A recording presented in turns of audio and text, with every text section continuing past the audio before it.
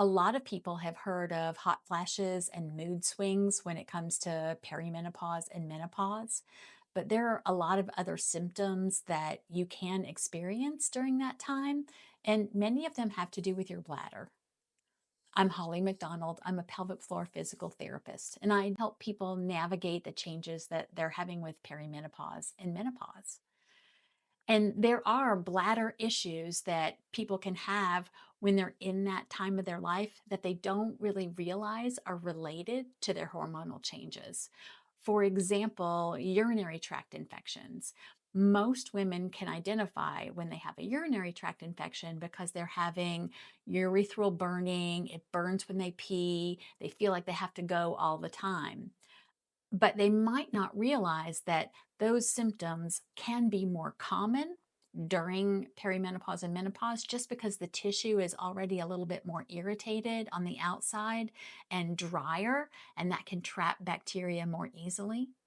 And then also, you can have those symptoms without actually having infection, which is diabolical.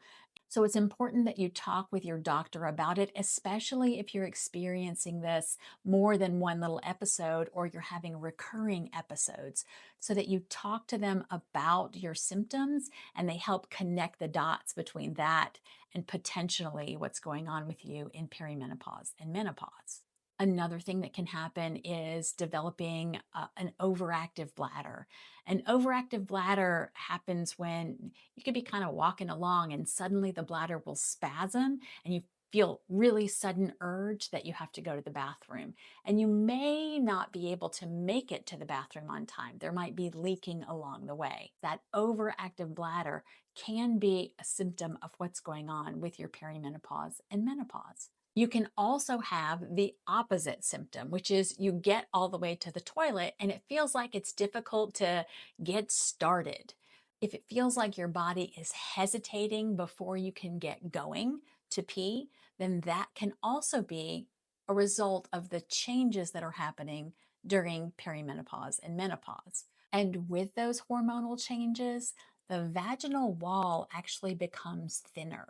And it is possible for the bladder to encroach on the vaginal wall, and it'll feel like your bladder is coming into your vagina or even down your vagina and out. That would be pelvic organ prolapse. The fancy word for it would be a cystocele. And that's something that you want to address because it can start to impact your ability to go, your ability to stop, and your ability to empty your bladder completely. So these are things to look out for as you're navigating perimenopause and menopause, but don't be afraid. You can talk to your doctor about it, and really, a pelvic floor physical therapist can help a lot with your symptoms.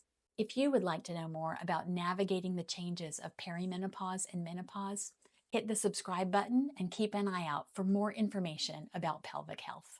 And I'll see you next time.